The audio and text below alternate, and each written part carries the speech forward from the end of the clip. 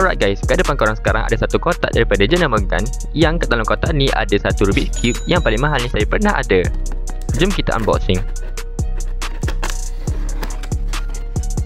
Ini adalah Gun 15 Neo Black, Cube 33 terbaru daripada jenama gun.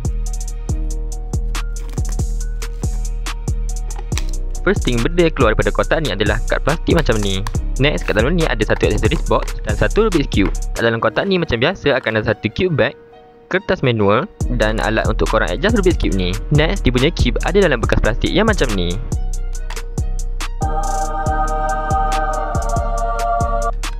Kat dalam bekas ni akan ada satu cube, dan kalau korang perasan kat sini juga ada corner magnet yang korang boleh tukar. Nanti saya tunjuk macam mana cara nak tukar. Dan inilah dia Rubik's Cube tu sendiri. Kalau korang tengok betul-betul, cube ni memang sangat-sangatlah shiny, sebab kat bahagian luar cube ni disaluti dengan lapisan UV. Ini adalah perbezaan antara Gun 15 Maglev yang dikeluarkan sebelum ni dengan Gun 15 Neo Black. Korang boleh nampak sendiri perbezaan dia, yang mana Gun 15 Maglev bahagian dalam dia warna putih dan Gun 15 Neo Black bahagian dalam dia warna hitam. Selain itu, perbezaan antara dua cube ni juga adalah Gun 15 Neo Black menggunakan spring, manakala Gun 15 Maglev tidak menggunakan spring. Jom kita try pusing.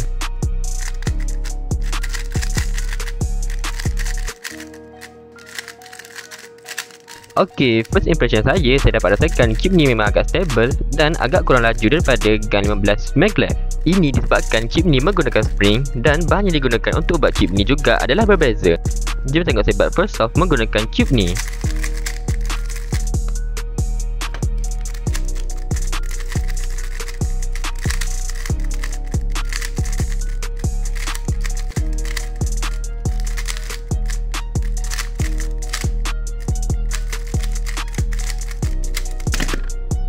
Memang sangat sedap. Diorang dah buat beberapa penambahbaikan untuk cube ni, yang mana diorang dah upgrade kepada material yang lagi berkualiti yang dipanggil car grade material. Dan diorang juga ada bagi tahu yang korang boleh main cube ni sampai lebih daripada 50,000 kali penggunaan. Sekarang ni jom saya tunjuk macam mana nak tukar dia punya corner magnet. First kali, dia punya kekuatan magnet berbeza mengikut warna. Yang warna biru yang paling lemah, warna hijau yang paling kuat dan warna putih yang sederhana. First kali, korang buka dulu cube korang.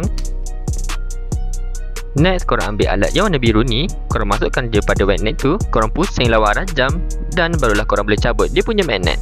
Next, korang ambil magnet yang korang nak masukkan. Macam kat sini saya ambil warna hijau dan korang ulang je step yang tadi. Korang perlu buat untuk semua bucu yang ada. Next, function alat pelik yang warna biru ni pula adalah untuk korang buka bahagian tengah Rubik's Cube ni.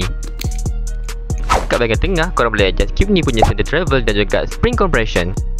Dengan menggunakan alat biru ni, korang boleh adjust dua benda yang saya sebut tadi. Korang boleh refer je kertas manual ni tentang cara untuk korang adjust.